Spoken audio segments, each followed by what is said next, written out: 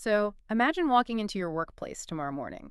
You grab your coffee, you head to your desk, and you just take a look around at your team. Okay, I'm picturing it. Right. And suddenly, this completely terrifying realization hits you. Half of the most experienced people in your building, the ones who know how everything actually works, are just gone. Oh, wow. Just vanished overnight. Yeah, vanished. The folks who know the undocumented workarounds, the ones who basically carry the entire unwritten operational history of the company in their heads. I mean, that leaves you with a building full of newer staff who Yeah. suddenly have to run these complex, potentially dangerous operations, Exactly. all without the veterans who actually built and maintained those systems.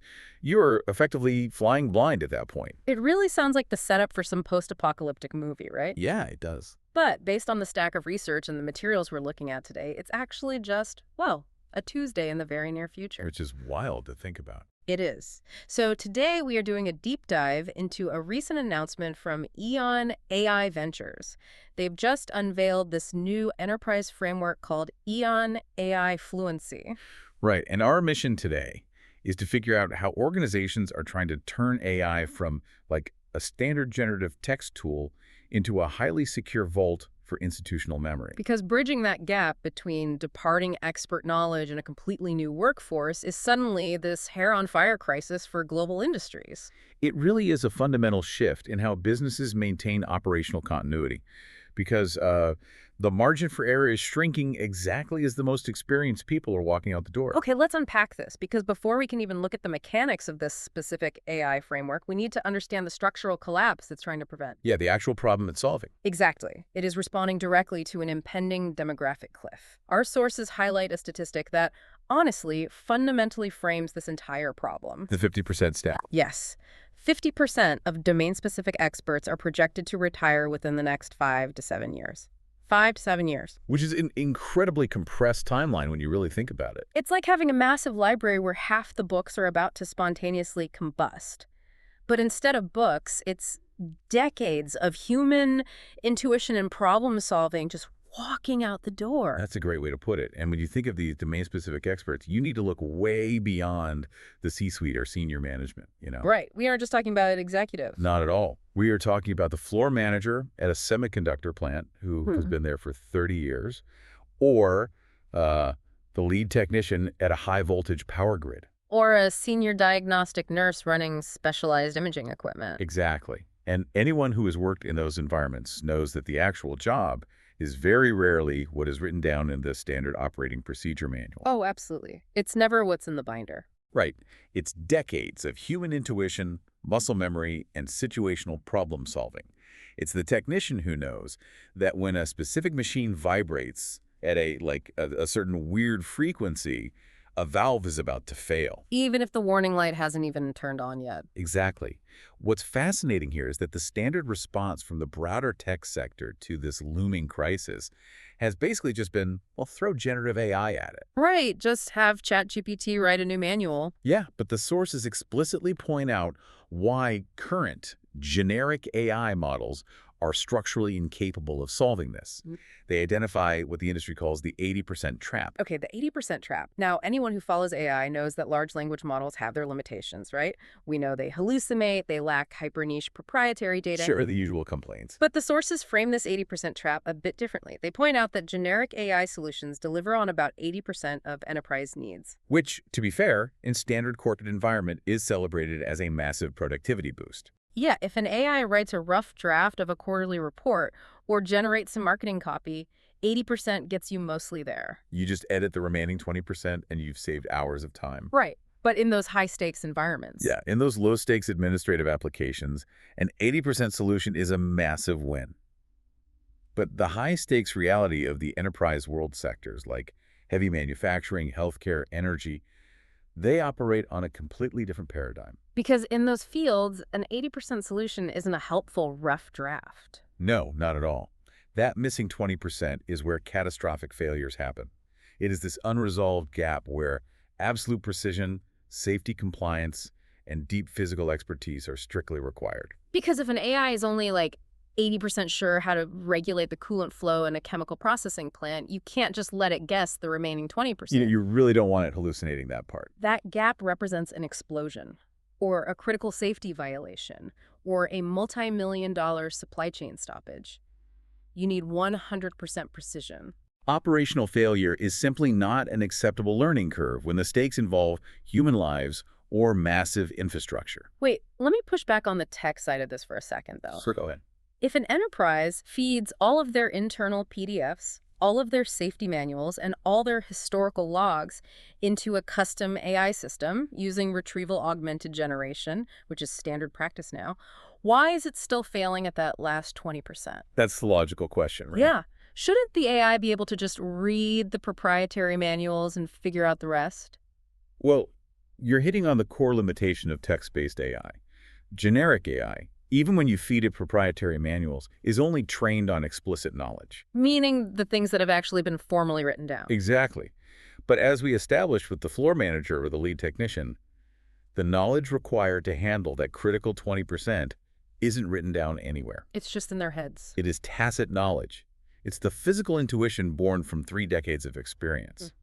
An AI reading a manual that says, adjust the pressure to 40 psi, doesn't know that the physical gauge tends to stick when the ambient temperature drops below freezing, requiring a specific manual tap to read accurately. Oh, that makes so much sense. You can't scrape a database for a physical workaround that only exists in one guy's head. You really can't. So because generic AI tools fundamentally lack the data pipeline to capture that tacit knowledge, they fall short at this high-stakes 20% mark. Which is exactly why an entirely new framework had to be built. Something to actively extract and digitize the intuition of departing experts before they actually leave. Which brings us to the architecture of EON AI Fluency. Yes, exactly. EON AI Fluency is introduced in the sources as the dedicated solution to this tacit knowledge gap. And the very first feature of the framework they detail is called knowledge capture. And it addresses exactly what we're talking about here. This framework moves way beyond text scraping. It is designed to systematically extract physical and spatial expertise from retiring specialists. So that critical unwritten information isn't just lost forever. Right. It takes that deeply embedded domain knowledge and converts it into structured, accessible, AI-driven training models. Here's where it gets really interesting to me, because when you first hear extracting expertise, it sounds like bad science fiction, right? Yeah, like downloading a veteran worker's brain into a company server. Exactly. But the actual mechanism is much more grounded and, frankly, much more impressive. Think of standard generic AI as an engine that can read and generate sheet music perfectly. Okay, I like this analogy. That's great for explicit knowledge. But knowledge capture is like putting highly sensitive motion capture sensors on a master pianist's hands. Oh, to record the exact weight, the micro-hesitations, the physical pressure they apply to the keys? Yes, it's capturing the performance, not just the notes on the page. That is a highly accurate way to frame it.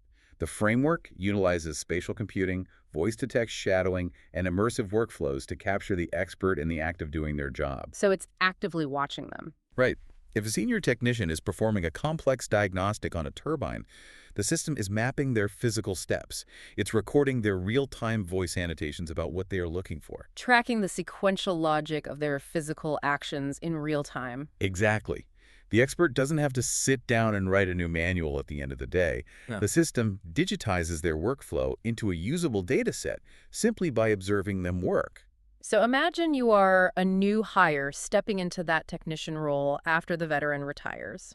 Instead of being handed a massive binder that tells you the theoretical way the turbine should work. Which nobody reads anyway. Right. Instead of that, you have an AI mentor. An AI mentor trained exclusively on the spatial, physical, and highly specific quirks of your exact operations. Derived directly from the person who did the job best. The impact on the onboarding timeline here is just staggering. I bet. The sources emphasize that conventional training models like classroom lectures, video modules, written tests, they are just too slow and static for the current pace of industrial turnover. So EON AI Fluency shifts the paradigm from a static set of rules to an active AI-accelerated mentorship. Which changes everything for you, the listener, if you are stepping into a complex new role. The text highlights a drastic reduction in time to competency. Because you aren't guessing anymore. Right. When an AI system has captured expert-level insight and can deliver it through customized training paths tailored to an individual worker, that new employee isn't fumbling through trial and error on the factory floor. They're being guided step by the synthesized intuition of the masters who preceded them. Exactly. But capturing that spatial and physical knowledge, the motion capture of the pianist, is really only step one. Right, because the next logical hurdle the sources tackle is deployment. If an organization just dumps all of this hyper-specific, digitized veteran knowledge onto a new employee's tablet, That employee is going to completely freeze up. yeah, how do you integrate this massive new data set into the daily habits of the workforce without just overwhelming them? Well, this is where the framework introduces some heavy structural discipline. EON AI Fluency doesn't just act as a passive repository where workers search for answers when they get stuck. So it's not just a fancy corporate wiki. No, it operates on a very specific continuous life cycle designed to manage how knowledge is deployed and absorbed. Right. The sources outline a deliberate four-step life cycle: learn, train, perform, automate. Yeah, 4 steps. Now, at first glance, that just sounds like standard corporate synergy jargon. But when you look at the mechanisms connecting these steps, it's actually a highly orchestrated pipeline. Walk me through the mechanics of this progression. Well, if we connect this to the bigger picture, this 4-step life cycle is basically the engine for maintaining workforce relevance as automated technology scales. Okay. The first phase, learn, is the foundational absorption of the captured knowledge. This is often done through immersive or spatial environments where the user can actually visualize the complex systems they're about to interact with. So they aren't just reading text, they're interacting with the digitized model of the actual turbine the veteran worked on. Exactly. Then we move to train, which is the customized AI-accelerated practice phase. Where the AI mentor comes in. Right. The AI acts as the mentor here, actively assessing the worker's decision-making in simulated environments and correcting deviations based on the captured expert data. And then we hit the perform stage, which feels like the critical tipping point to me. This isn't a simulation anymore. No, perform is the employee out on the actual floor doing the high-stakes job, applying this precision in real time. But they are fully supported by the AI as an active overlay, guiding them through that dangerous 20% we talked about earlier. Crucially, during this perform stage, the system is gathering telemetry. The sources stress that EON requires verifiable accountability for this entire life cycle. So they are tracking the actual result. Highly specific measurable outcomes, knowledge retention rates, safety incident benchmarks, and the reduction of operational error rates. The system is constantly calculating how closely the new human's performance mirrors the captured expert baseline. Precisely. Which brings us to the final step. Automate. Okay, this is where I need to ask a question. How exactly does a worker transition from performing a task with AI guidance to having the system automate it? It's a very careful transition. Because if you look at a workforce and say, hey, we're going to extract all your expert knowledge, teach it to you in a simulation, measure your performance, and then automate the whole thing, you are going to trigger a massive labor panic. Oh, absolutely. Does automate mean the human eventually trains themselves out of a job? So the source text explicitly addresses this concern and clarifies the underlying objective. The goal of the automate phase is not the elimination of the human workforce. Okay, that's a relief. The automation is triggered by statistical thresholds. Once the human-AI partnership in the perform stage reaches a verified threshold of safety and precision, the system can take over the routine, repetitive aspects of the expert tasks. But the human is still involved. Yes, and this is the key distinction. It remains overseen by the human. The framework is designed to, quote, empower workforces by merging artificial intelligence with human expertise. So it's not replacing the human worker with a robot. It's essentially giving the human worker a cognitive exoskeleton. A cognitive exoskeleton, I love that. It's a layer of expert knowledge that handles the heavy lifting of routine precision, allowing the human to focus on higher-level decision-making and oversight. It is an augmentation strategy designed specifically to prevent the operational failures that occur in that 20% gap. It makes a lot of sense when you frame it like that. There's actually a direct quote from Dan Lidgerskar, the chairman of EON AI Ventures, that anchors this whole philosophy.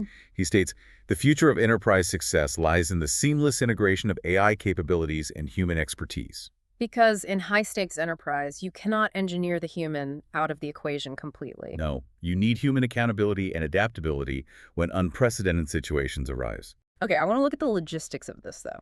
Because if a manufacturing or healthcare enterprise is staring down this ticking clock, they have 5 to 7 years before the massive expert exodus, they are already behind. They are way behind. They do not have 4 years to completely overhaul their IT infrastructure and build custom spatial training models for every single role.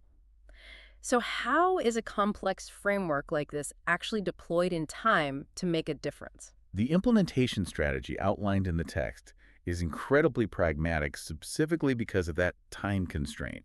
It advocates for a highly targeted, phased approach. Meaning you don't try to boil the ocean. Exactly. You do not attempt to digitize and capture the knowledge of the entire enterprise all at once. You find the bleeding neck and you fix that first. That's it. You focus on the most critical operational nodes initially. You identify the specific manufacturing line that's currently most prone to costly errors or, the exact healthcare diagnostic department that has the highest concentration of impending retirements. Then what? You deploy the knowledge capture tools right there, push that specific team through the learn, train, perform lifecycle, and gather the telemetry.